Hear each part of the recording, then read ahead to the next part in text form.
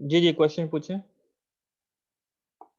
Sir ये जैसा आप बता रहे हैं, अगर जीरो क्रॉसिंग पे अगर ये क्रॉस करते हैं तो सिमेट्रिकल फॉल्ट आता है। डिपेंड, इस आल्सो डिपेंड करता है कि इम्पीडेंस वगैरह क्या है। हाँ, यहाँ पे अज्यूम कर सकते हैं। अच्छा, और अगर जैसे पीक पे फॉल्ट आएगा तो वो एसिमेट्रिकल फॉल्ट हो जाएगा। एसिमेट्रिकल फॉल्ट से मुराद ये है, देखें दो चीजें आपको डायग्राम में नजर आ रही है ना। फॉल्ट नहीं, एक तो फॉल्ट की टाइप हम्म, मैंने आपको बताई है, किस वजह से वो क्रिएट हो रहा है। ठीक है, सही। मैं बिहेवियर बता रहा हूँ यहाँ सिस्टम में, करंट का बिहेवियर कैसे होगा। एसिमेट्रिसिटी क्या है कि देखिए इनिशियली आपके पास पॉजिटिव पीक ठीक ज्यादा है। है, नेगेटिव पीक कम है। ठीक है, हम्म। ये इन्वेलप देखें, कम है। लेकिन ये वक्त के साथ साथ डाई आउट हो जाएगा। सही सही। ठीक है, ये भी मैं भी बताता हूँ किस वजह से डाई आउट हो रहा है। And then at the end it will achieve the symmetricity, यानी कि पॉजिटिव सही। और नेगेटिव आपकी पीक बराबर होगी। ऑलराइट। बिल्कुल सही। अच्छा, सिमेट्रिक से मुराद आपके पास दो डिफरेंट कॉन्सेप्ट में आता है। एक तो फॉल्ट के लिहाज से, टाइप ऑफ फॉल्ट की वजह से। ठीक है, टाइप ऑफ फॉल्ट अच्छा, से ये जो मुराद आप ये अभी बात कर रहे थे ये। बिहेवियर है। इसमें जो पूरा बिहेवियर है, इसमें सिर्फ hmm, at the moment of fault consider नहीं करता है, इसमें इम्पीडेंस भी मैटर करती है। इम्पीडेंस ऑफ द केबल, इसका सही। रेशियो क्या है, यहाँ पे फॉल्ट का इम्पीडेंस उसका रेशियो क्या है। ठीक है, सही। और फिर अगेन बैलेंस है अनबैलेंस है, और फिर अगेन उस पर डिपेंड करता है मोमेंट ऑफ इंस्टेंट के ऊपर भी, कि वो किस इंस्टेंट पे फॉल्ट अकर हो रहा है। तो उसकी वजह से ये जो पीक है या जो इन्वेलप है डिपेंड करता है। इसका इन्वेलप टॉप से भी आ सकता है, इसका इन्वेलप समथिंग लाइक दिस भी ट्रेवल कर सकता है। ठीक है, ठीक ठीक। मेरे मतलब ख्याल, ये जो नेचर सिमेट्रिसिटी और एसिमेट्रिसिटी अभी आप जो बता रहे थे, ये ग्राफ के हवाले से बता रहे थे। हाँ ये मैं ग्राफ के हिसाब से बता रहा था। बेसिकली सिमेट्रिसिटी जो भी है आपके करंट में आएगी ना, सिस्टम में आएगी। ठीक ठीक ठीक ठीक। ठीक है, अच्छा वो मैं बता रहा था, ये जो डिकेइंग कंपोनेंट है वो किस तरीके से है, एक तरह से इसको यूं भी समझें, इसमें बिहेवियर सोर्स का भी आता है। फॉर एग्जांपल अगर आपके पास सिंक्रोनस मशीन है, ठीक है, तो थर्मोडायनेमिक्स इफेक्ट जो इसके अगर आप मॉडल देखेंगे तो इसमें तीन किस्म की इम्पिडेंसेस आती हैं। शायद याद हो, मैंने शुरू में इसका मॉडल दिखाया होगा आपको। ठीक है, तो ये टर्मिनल वोल्टेज है, ई क्या लें, यहाँ पे जो वो आएगा ई डैश आ जाएगा, मेरे ख्याल से एक इम्पिडेंस एक्स्ट्रा आ गई है। And then here is E asterisk double dash. ठीक है, इसमें एक रिएक्टेंस होगी सब ट्रांजिएंट रिएक्टेंस, एक होगी ट्रांजिएंट रिएक्टेंस, और होगी सिंक्रोनस रिएक्टेंस। तो जब आपके पास ये बेसिकली डिफरेंस पे डिपेंड करता है। फॉल्ट इसकी बस बार के ऊपर आता है बाय नियर नियर फॉल्ट की बात करें तो इनिशियली जो जो इसका बिहेवियर होता है जनरेटर का, इसकी वाइंडिंग में हीट प्रोड्यूस होने की वजह से या जो इसकी स्ट्रेस प्रोड्यूस होते हैं, तो इसकी जो इम्पिडेंस होती है वो सब ट्रांजिएंट रिएक्टेंस अकर करती है। ठीक है, और उसमें जो इनिशियल वोल्टेज होगा वो इनिशियल सब ट्रांजिएंट वोल्टेज उसके ऊपर अप्लाई करेंगे।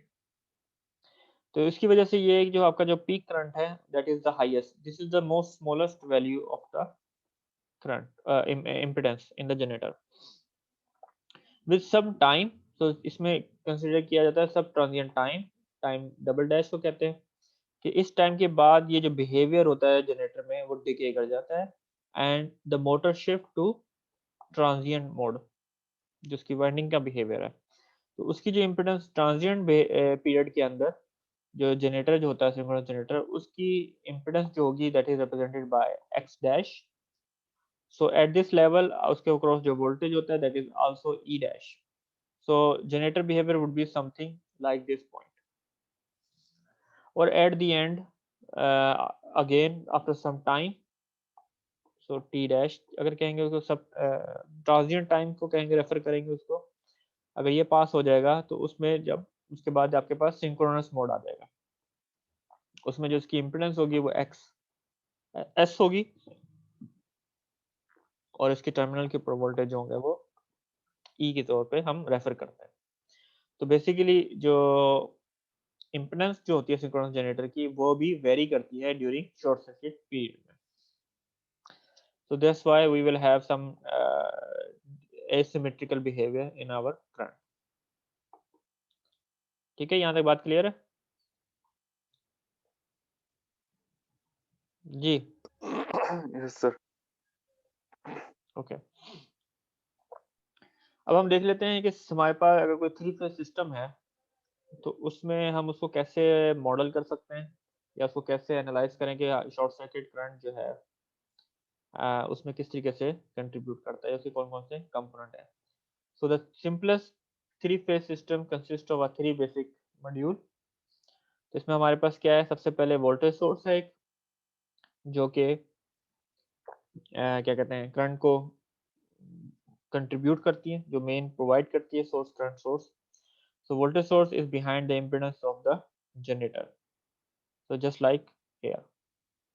So we refer them the impedance of the generator as well. We have to consider the impedance of the generator because this is one of the main contributing part जो कि limit करती है current को, short circuit current को। उसके बाद हमारे पास grid impedance होगी बिटवीन, यहाँ पे इस डायग्राम के मुताबिक अगर आप देखें from point E two point A, so the impedance of all the equipment between node E and node A plus the impedance of the generator as indicated by the bracket। तो इसमें हमने क्या करना होता है, जब यहाँ पे फॉल्ट फॉर एग्जांपल अगर आपके पास सिस्टम में अकर हो रहा है तो उस सूरत में हमने कंसिडर करनी है वो तमाम इम्पीडेंसेस जो बिटवीन सोर्स और the point of the fault के दरमियान आती हैं, ठीक है। एंड देन द वोल्टेज जो सोर्स होगा वो आपके डिफाइन करेगा कि अमाउंट ऑफ करंट कितना है। We will simple apply U I sorry U X. और हमारे पास जो तीसरा कंपोनेंट है लोड इम्पीडेंस, ठीक है, impedance which represent the required active and reactive power in case of short circuit fault impedance. यहाँ पे जो लोड इम्पीडेंस से मुराद यहाँ पे लोड की नहीं है, यहाँ पे मुराद है आपकी लोड इम्पीडेंस की। फॉर एग्जांपल अगर आपके पास कोई दरख्त गिर जाता है वायरिंग के ऊपर तो उसकी भी कुछ इम्पीडेंस होती है, तो so we call it the fault impedance, ठीक है। Together these all elements help us to determine the short circuit current in our system। Simple तरीके से अगर हम सिस्टम के इम्पीडेंस को हम रेफर करना चाहें थ्रू आवर ट्रांसमिशन मॉडल, तो उसमें हम क्या कह सकते हैं, the impedance of the electric equipment can be explain by means of an overhead lines. इसमें हमने ये देखना है कौन कौन सी जो इम्पीडेंसेस है हमने इसको कंसीडर करना है। तो सबसे पहले जो हमारे पास है सेल्फ रेजिस्टेंस है विच इज एब्रिवेटेड RII। आई का मतलब यहाँ पे क्या फेज है, ठीक है। तो this is phase A self impedance, phase B self impedance and then we have a phase C self impedance. इसमें आर और इंडक्टेंस दोनों चीजें शामिल हो रही है, ठीक है। उसके बाद this is called self impedance. उसके अलावा हमारे पास है mutual inductance, that is the impedance या inductance between phase I and J, so between phase A and B या phase B and C, so something between this one, okay, और phase 3 AC। इसी तरीके से हम कंसिडर करेंगे capacitance को भी, phase to ground capacitance. This is between पर फेज इम्पीडेंस, पर फेज कैपेसिटेंस की बात करेंगे, this is this one against each phases, phase A, B and C, and then we will consider as well the mutual capacitance between phase I and J as well, ठीक है। so the capacitance between the phases, यहाँ तक बात clear है। so power transmission and distribution grid consist of a large number of such basic module, ठीक है। अब depend करता है कि जो सीरीज एलिमेंट है उसमें कौन कौन से एलिमेंट्स हमने कंसिडर करने हैं सिस्टम के। फॉर एग्जांपल ट्रांसफार्मर है तो उसमें कैपेसिटिव इफेक्ट तो नहीं होता, लेकिन उसमें म्यूचुअल इम्पीडेंसेस या आप उसमें सीरीज इम्पीडेंस को रेफर करते हैं। इसी तरीके से अगर हमारे पास केबल है तो we can also consider this capacitance as well. So the following parameter had been neglected. तो बास केसेस में हम कुछ assumption कंसिडर कर लेते हैं, उस चीज़ों को हम नेग्लेक्ट कर देते हैं। सबसे पहली चीज़ क्या है कि the leakage resistance which are arranged in parallel to the phase to ground capacitance। क्योंकि यहाँ पे फॉल्ट जो इम्पिडेंस वो ज़्यादा होती है, तो इसके मुताबिक हम ये जो कैपेसिटेंस है इसको हम इग्नोर कर देते हैं। ठीक है, उसके बाद resistance of a neutral conductor of the ground. तो यहाँ पे अगर हम डायग्राम देखें कि हमने जो फेस कंडक्टर है उसकी तो इम्पिडेंस हमने कंसीडर की है, लेकिन न्यूट्रल की नहीं की। उसकी वजह ये है कि हमारे पास जो न्यूट्रल कंडक्टर होता है उसकी जो इम्पिडेंस होती है कंपैरेटिव टू फेस की, वो नेग्लिजिबल होती है, कम होती है, स्मॉल होती है। और मोस्ट ऑफ द केसेस में अगर आपका सिंगल टू फेस ग्राउंड है, सॉरी सिंगल फेस फॉल्ट है, तो उसमें आप कंसीडर कर सकते हैं न्यूट्रल वायर की। मगर मगर आप जब थ्री फेस फॉल्ट कैलकुलेट कर रहे हैं या आप डबल सर्किट फॉल्ट क्रिएट कर रहे हैं, कंसीडर कर रहे हैं, तो उसमें आपको कंसीडर करने की जरूरत नहीं है। अच्छा जी, resistance of a neutral conductor or of the ground और self inductance of the neutral conductor। तो सेम चीज सेल्फ इंडक्टेंस जो है न्यूट्रल की, वो भी हम इग्नोर कर देते हैं। And mutual inductance between neutral conductor and the phase A B C. तो इसके दरमियान जो बेसिकली न्यूट्रल को हम इसमें यहाँ पे इग्नोर कर रहे हैं। The phase to ground capacitance can be transformed from a star connection into the delta connection। इसमें यह है कि अगर आपने इसी कैपेसिटर को कंसीडर करना है, तो इस सूरत में आप क्या कर सकते हो कि इस स्टार कनेक्शन को आप डेल्टा में पहले कन्वर्ट करेंगे और इसके साथ एड अप करके एक कंबाइन म्यूचुअल इंपेडेंस को रेफर करेंगे। ठीक है, वो हमने यहाँ पे इस डायग्राम में रेफर करके दिखाया। तो ओवरऑल हमारा सर्किट जो है वो सिंप्लीफाई हो जाएगा। तो इसमें हम सिंपल दो इम्पिडेंस से इसको रेफर कर रहे हैं।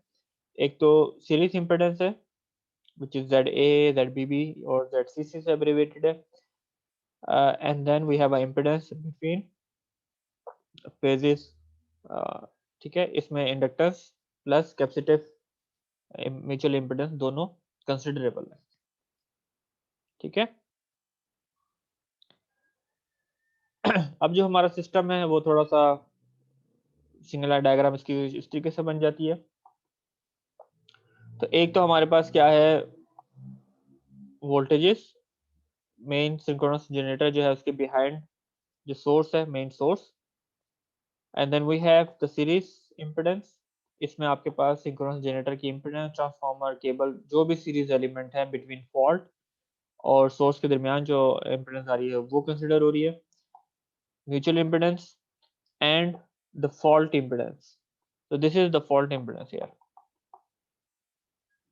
ठीक है, and then we have over here the fault current, and these are the voltages at the fault bus bar। ठीक है, so this is our basic definition for the short circuit analysis। तो वही बातें यहाँ पे लिखी हुई हैं। The generator, transformer and all the other electrical equipments can be expressed by the simple equivalent circuit diagram with self impedance and mutual impedance in principle। यहाँ पे वो शो किए हैं। Mutual impedance can be omitted when the shielding are applied। So if we have a cable shielding between phases, so we can ignore these impedances। In general, three phase can be represented as equivalent circuit diagram as shown over here। यहाँ तक आपको बात clear है? यहाँ पे जो ZA है, ये जो इम्पिडेंस है, this is not a load, this is the impedance of the fault, और ये आपके पास सीरीज जो एलिमेंट्स हैं उनकी इम्पिडेंस है। जी बताएं, यहाँ तक क्लियर है? कोई क्वेश्चन है तो पूछे।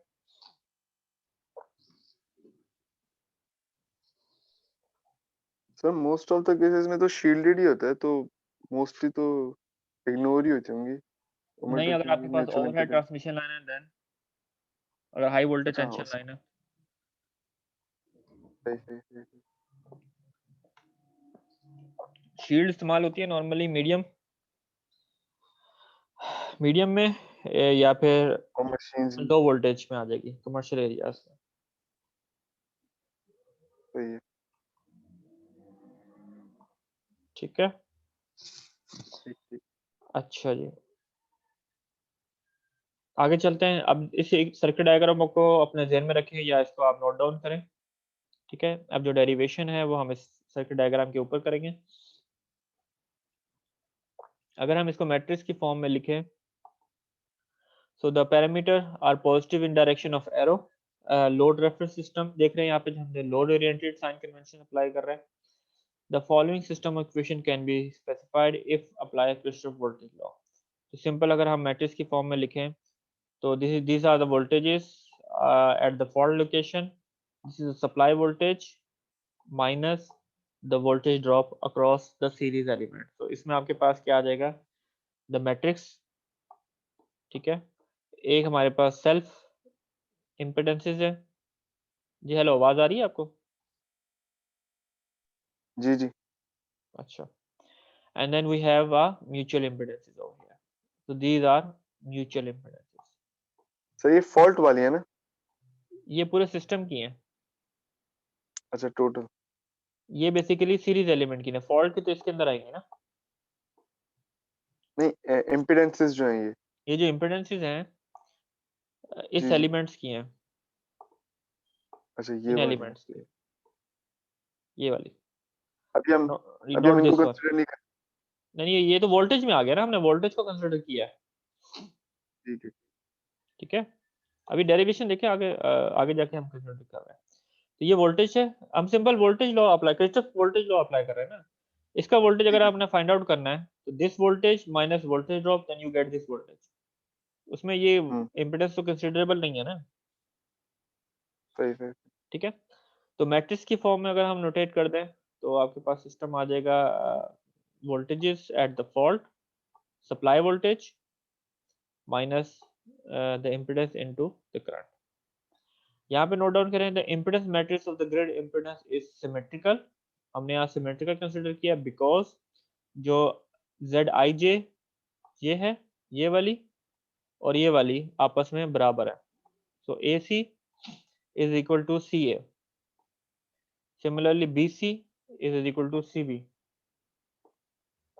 ठीक है। ये आपस में बराबर है, मतलब ए बी तो आपस में बराबर हो सकती हैं, और लेकिन ये दोनों आपस में बराबर होना लाजमी नहीं है, लेकिन सिमेट्रिकल कंडीशन में yes they are can be same as well.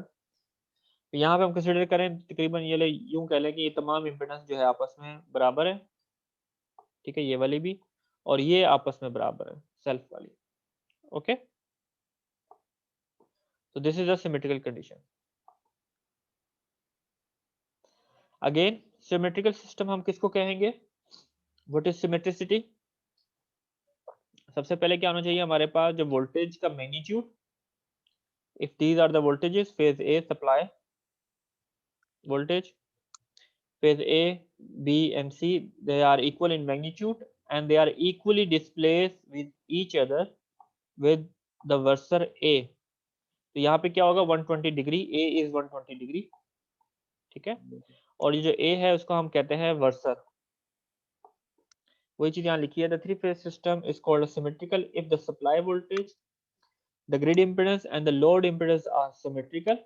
ये डेफिनेशन होगी सिमेट्रिकल की हमारे सिस्टम की।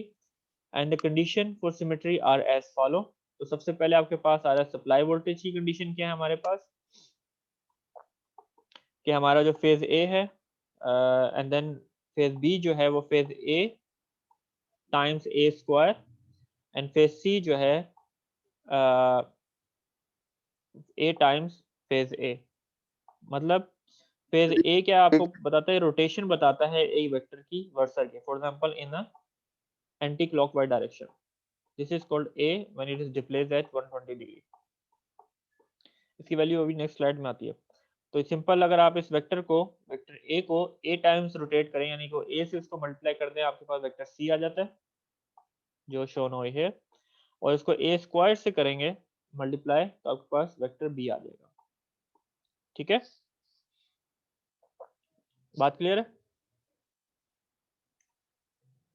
सही है सर। ओके,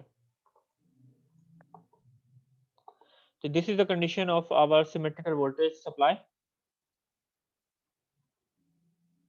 okay, उसके बाद ये है कि A is called a versor which is value is e to the power j 120 degree, this is angle. इसको मैग्नीट्यूड में अगर लिखें तो minus half plus J square root 3/2, और जो स्क्वायर ए स्क्वायर होगा वो आपके पास माइनस जे 120 डिग्री बन जाता है। ठीक है, आप सिंपल इसका ए का स्क्वायर करें तो आपके पास माइनस 120 डिग्री आएगा। इसको सॉल्व करके देख लीजिएगा। इसकी कुछ प्रॉपर्टी होती है, for example A plus A square plus 1 is equal to 0। ठीक है, ये वैल्यू है ए की, इसको इसमें इंसर्ट करके सॉल्व करके देखिएगा बाद में, तो इसकी वैल्यू 0 आएगी। And A cube is equal to 1। Obviously बात है, ये तो हम डायग्राम से भी देख सकते हैं कि ए क्यूब का मतलब क्या है, 1 time A, second time A square, and this is a cube. तो आपके पास जो इन तीनों का जो आपस में आएगा वो आंसर 1 आ जाएगा। ओके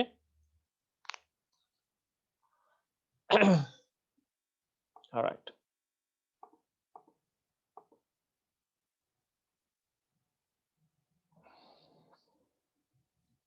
अच्छा जी, अच्छा अब हमने क्या करनी है, हमारे पास कंडीशन चल रही थी यहाँ पे, हमने वोल्टेज की तो बता दी, सिमेट्रिकल वोल्टेज की कंडीशन क्या है। ग्रिड इम्पिडेंस कैसे होनी चाहिए, फेज ए बराबर होगा फेज बी के, एंड बराबर होगा फेज सी के सेल्फ इम्पिडेंसेस के। So all the self impedance are equal in magnitude, and then we have a mutual impedances ZAB, ZBC and ZAC, तो ये भी आपस में बराबर है। लोड की क्या इक्वेशन है सिस्टम सिमेट्रिकल होने की, उसमें जो तमाम लोड इम्पिडेंसेस हैं they all are equal, which is are equal as ZA, उसको हम उसको एब्रीवेट कर देते हैं। ठीक है, यहाँ तक क्लियर। अच्छा जी, phase to ground voltage can be express, जो हम लोड के अक्रॉस अगर हम करें तो उसको हम कैसे कर सकते हैं मैट्रिक्स की फॉर्म में। तो जो करंट फ्लो हो रहा है ब्रांच में, मतलब सीरीज करंट वही सेम होगा, multiply by the impedances of the fault, then we get the voltage of it. तो द मैट्रिक्स ZAB की वैल्यू हम डायगोनल मैट्रिक्स है, इसमें म्यूचुअल इम्पिडेंसेस नहीं है तो सिंपल डायगोनल है। For example it's like this, ZA, ZB and ZC, others are 0, ये आपके पास सारी वैल्यू 0 आ जाएगी। ठीक है, उसको इस वैल्यू का हम सब्स्टिट्यूट करते हैं अपनी इक्वेशंस के अंदर। इसको हम किस में सब्स्टिट्यूट कर रहे हैं, we will substitute here, in this equation में हम उसको सब्स्टिट्यूट करते हैं over here। ठीक है, यहाँ तक बात क्लियर। ठीक है सर। ओके, यहाँ पे हमने सिंपल सब्स्टिट्यूट किया है, इसमें IAB की जो शॉर्ट सर्किट करंट है ये हमारे पास आई, उसको हम उसको कैलकुलेट कर रहे हैं। Okay, so here we can get simplify equation, the impedance of the series elements, जितनी भी इम्पिडेंस जो आपके ट्रांसफार्मर केबल्स वगैरह उसकी impedance, plus the load impedance मतलब फॉल्ट इम्पिडेंस, उसका inverse, and then you have a supply voltage over here. इस matrix को अगर हम थोड़ा सा एक्सपेंड कर लें तो एक्सपेंड करने से मुराद क्या है, हमारे पास ये तमाम वैल्यूज जो है हमारे पास बराबर हैं, हमने सिमेट्रिकल कंडीशन अप्लाई की है इसके ऊपर। ठीक है, so we have ZAB and then this is mutual, and then we have a self impedance।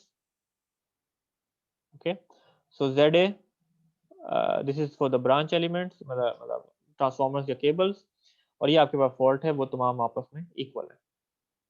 तो एंड कैपिटल ए देन वाला फॉल्ट है ना। ये फॉल्ट है और ये हमारे पास ट्रांसफॉर्मर या केबल्स है। ठीक है। एंड देन जी बताएं।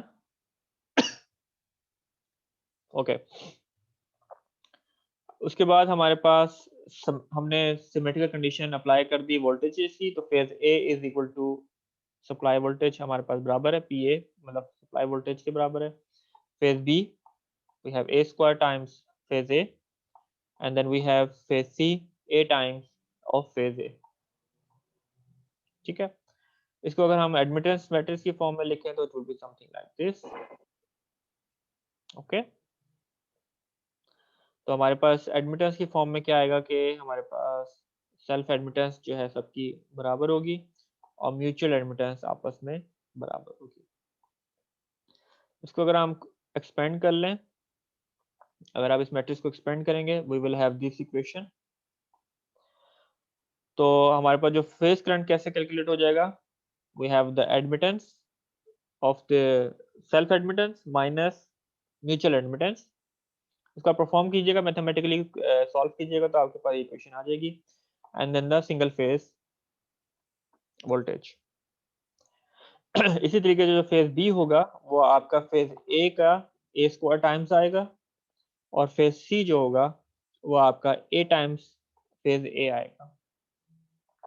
सो दिस प्रूव दैट कि अगर हमारे पास सिमेट्रिकल कंडीशन है सिस्टम के अंदर, ठीक है, यानी कि हमारे पास सिमेट्रिकल फॉल्ट अगर सिस्टम में आएगा, तो हमारा जो करंट होगा वो भी सिमेट्रिकली होगा। ठीक है, यहां तक बात क्लियर है? मतलब तीनों फेस पे एक ही फॉल्ट वैल्यू नहीं, होगी। सिमेट्रिकल करंट की कंडीशन क्या है, मैग्नीट्यूड जो है बराबर होगा। ठीक है, ये हाँ देखें हाँ ना, वेक्टर जो मैंने वोल्टेज का दिखाया था, अगर करंट इसका वेक्टर बनाए तो वो भी सेम बनेगा। तो for example if this is the current of phase A, सही है, ठीक है। ठीक है, यहाँ आपके पास फेज सी आएगा और ये आपके पास फेज बी आ जाएगा। ये एंगल, ये सारे एंगल आपस में बराबर होंगे। ये ए आ जाएगा, ए स्क्वायर हो जाएगा। ठीक है, और यहाँ पे आएगा ए क्यूब, क्योंकि इस डायरेक्शन में हम रोटेशन कंसिडर करेंगे। ओके, ठीक है। दिस इज तो फेज। मैग्नीट्यूड सेम होंगे, सब आपका मैग्नीट्यूड सेम होंगे, और इनके दरमियान जो फेज शिफ्ट होगा, करंट की बात कर रहा हूँ, वो भी सिमेट्रिकल होगा, यानी कि 120 डिग्री होगा। 120 डिग्री फेज शिफ्ट होते हैं। ठीक है, ठीक। ओके। इससे हमें क्या पता चल रहा है कि हमें जरूरत नहीं है कि हम तीनों फेजेस की जो है कैलकुलेशन अलग अलग परफॉर्म करें, and we can just simply calculate for the single phase, और दूसरे फेज की भी ऑटोमेटिकली हम कैलकुलेट कर सकेंगे। ठीक है, so for that following, that is a symmetrical three phase grid, only one phase grid usually for phase A has to be calculated. Therefore we need only one single pole equivalent circuit diagram, for which we can state like this। यानी कि हम उसमें कह सकते हैं कि हमने symmetrical form में सिंगल फेज को हम सॉल्व करेंगे, something like this.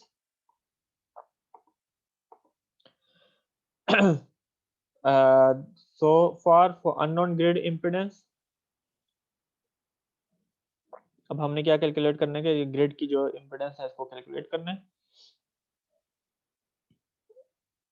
will be determined from the equation 1, मतलब हम इसको इक्वेट कर रहे हैं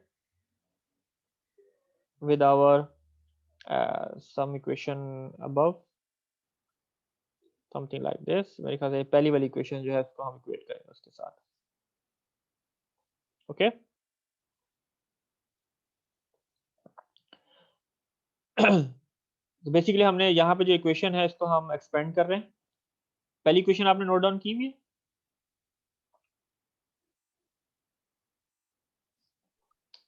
कौन सी वाली? ये वाली,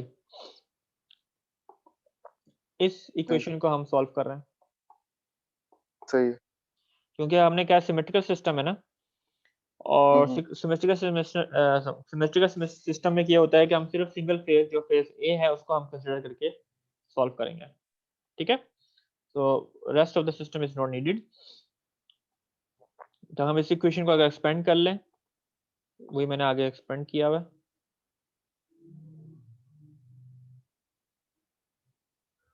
over here। ठीक है, the voltage across the fault impedance, then we have a supply voltage, and then simply we implement it। उसमें जो हमने जो करंट है, करंट की जो इक्वेशन जो हमने अभी ड्राइव की पहले, जो कंडीशन हमने ड्राइव की सिमेट्री की, वो हम उसमें इंसर्ट कर रहे हैं। ठीक है, तो phase A, phase B which is IA times A square, and phase C which is IA times A। इसको अगर सिंप्लीफाई करें, ऑब्वियसली यहाँ पे मैंने आपको बताया था, यहाँ पे I जो A है कॉमन निकाल सकते हैं आप इस तरीके से। तो इसमें आप ये आपको ये वाली प्रॉपर्टी इसमें इंसर्ट करनी पड़ेगी। ठीक है, तो इन दोनों में से अगर कॉमन निकालें तो आपके पास ये वैल्यू क्या बन जाएगी, -1। ठीक है, ए स्क्वायर प्लस ए, यहाँ पे आई ए आ हम्म, जाएगा, ठीक है। तो this why we have a minus sign over here. तो हमारे पास जो सिंप्लीफाई इक्वेशन हो जाएगी, that is the fault voltage, supply voltage minus the self impedance and then mutual impedance. तो अगर हम कंपेयर कर लें अपने सिंप्लीफाइड सर्किट डायग्राम से विद दिस डायग्राम, तो हमारे पास जो z की वैल्यू आ जाएगी वो क्या आएगी, ZA माइनस ZAB, ठीक है, this one. So hmm, Z is called, जो ये वैल्यू है ये कॉल्ड कहलाती है effective impedance, which is abbreviated at ZB। उसको सिंप्लीफाई किया हुआ है। इफेक्टिव इम्पीडेंस क्या है, the self impedance minus the mutual impedance. So the grid impedance of a symmetrical three-phase system will be represented by only one impedance, which consists of a self-impedance and a mutual impedance.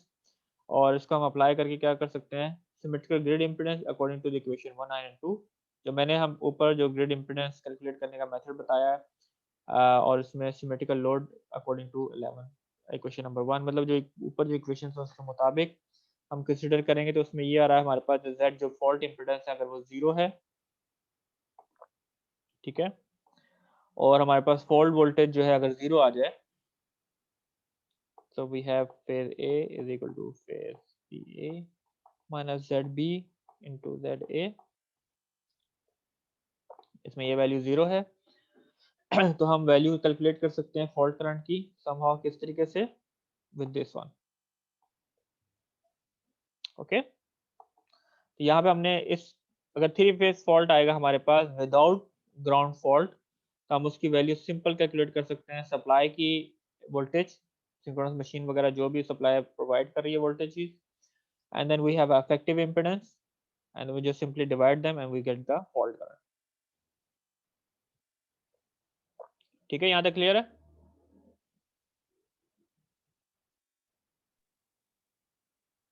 Ji, yes sir. ये yes fault sir. यहाँ पे जो हमने condition ली है fault की, जो fault voltage 0 क्यों है, क्योंकि हमारे पास जो फॉल्ट इम्पिडेंस है वो 0 हो रही है, ठीक है। अगर आपके पास ये रेजिस्टेंस है और ये रेजिस्टेंस है, ये अगर आपके पास सोर्स है, अगर ये इम्पिडेंस 0 होगी तो यहाँ पे वोल्टेज आएगा क्या, 0 आएगा ना, hmm, okay. So at the end basically इसको सॉल्व किया हुआ है, एट द एंड जो अमाउंट ऑफ करंट होगा वो लिमिटेड होगा बाय ओनली सीरीज एलिमेंट। ये अजम्पशन है ना कि हम इसको जीरो कंसीडर करें। जी, मैंने आपको दो केसेस बताए थे सिमेट्रिकल में, एक तो ये था कि अगर without ground without impedance fault होगा और एक विद इम्पिडेंस होगा, तो ये विदाउट ठीक है, इम्पिडेंस वाला थ्री केस फेज है, फॉल्ट और three phase to ground fault. ठीक है। सही। और बास केसेस में ये फॉल्ट होगी, ये then we will consider this impedance as well, okay, सही है, सही। ऑलराइट। अब वही एट द एंड हम क्या कर सकते हैं, अगर आपके पास नेटवर्क बहुत बड़ा है, मैश नेटवर्क है, तो in any symmetrical three phase grid with one or more consumer, three phase short circuit current can be calculated with an equivalent voltage source plus superposition theorem. So the figure यहाँ पे हम show कर रहे हैं, show as arbitrary defined equivalent circuit diagram at node F, a three phase short circuit occur with the fault impedance ZF. तो यहाँ basically हम जो फॉल्ट कैलकुलेट करते हैं, हम थेवेनिन थ्योरम अप्लाई करते हैं, जिसमें हम सुपरपोजिशन थ्योरम अप्लाई करेंगे। मसलन कि फॉर एग्जांपल ये जो पॉइंट F है, यहाँ हमारे पास फॉल्ट अकर होता है with some impedance fault ZF। तो हम इसमें डिटरमाइन करने के यहाँ पे कौन कौन से सोर्सेज हैं, ठीक है, मोर देन वन सोर्स हो सकती हैं और उसका डिफरेंट पाथ हो सकता है। तो हम फॉल्ट के ऊपर से देखेंगे as seen from the fault कि हमारे पास यहाँ पे थेवेनिन इम्पीडेंस क्या बनती है सिस्टम की, प्लस यहाँ पे थेवेनिन वोल्टेज क्या आ रहा है, यानी कि fault voltage, pre fault voltage क्या है सिस्टम का। तो उस पूरे सिस्टम को हम फिर रिड्यूस कर देंगे इनटू सिंपल Thevenin impedance से, and then we have a fault impedance, and then you have a Thevenin voltage over here. Then we can calculate the amount of current that is going through the fault. Okay. तो यही यहाँ पे मैंने थोड़े से points यहाँ पे define किए। By inserting the fault impedance ZF between the node F and 0, we get change in the voltage and current, which can be determined with the following step. तो first step क्या होगा? Determination of the pre-fault voltage. हमने determine करना है जिस fault bus के ऊपर previous voltage क्या था fault आने से पहले, ठीक है, उसको हम abbreviate करते हैं UF नॉट से. Is the voltage of the equivalent voltage source. If there is no consumer, then UFO is equal to the supply voltage. यानी कि यहाँ पे आप वोल्टेज को रेफर कर सकते हैं. These are the load flow voltages at the bus bar. Okay. Application of Thevenin theorem. So insertion of equivalent voltage source plus the impedance fault between F and 0, and then we're sorting of the voltage source of UP. वही वाली बात जो है sorting कि हम यहाँ पे Thevenin equivalent voltage calculate करेंगे. And then superposition of all voltages and all currents in the grid, or at the end result will be calculated for fault current at fault location with current distribution in the grid. ठीक है जी, यहाँ तक बात clear है? Yes sir, एक question करेंगे तब ज्यादा क्लियर हो जाएगी. हाँ ठीक है, क्वेश्चन करेंगे तो पता चल जाएगा. अच्छा जी, चलो इसको कंटिन्यू करना है कि या अभी मैं आपको फिर बताऊं ग्रिड इम्पीडेंस वगैरह क्या है?